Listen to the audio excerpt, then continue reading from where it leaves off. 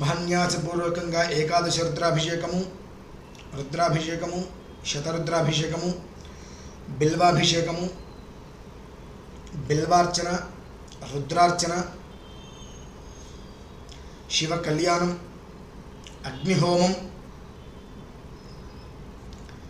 నవగంధ అభిషేకము, భస్మాభిషేకం, ఇలా సుమారుగా మనకు పుష్పాభిషేకం 11 రకాల అభిషేకాలు 72 గంటల పాటు జరుగుతాయి. ఇందులో ఏమిటి ప్రధానాంశం అసలు అంటే, ఈ పాలతోటి అభిషేకము వలన మనకేమి సిద్ధిస్తుంది అంటే వంశవృద్ధి, ఆ చంద్రార్కం, ఆ సూర్యుడు చంద్రుడు ఉన్నంతకాలము కూడా వంశవృద్ధి అనేటువంటిది చాలా అద్భుతంగా శుక్లపక్షంలో చంద్రుని వలె దినదిన ప్రవృద్ధి చెందుతూనే ఉంటుంది.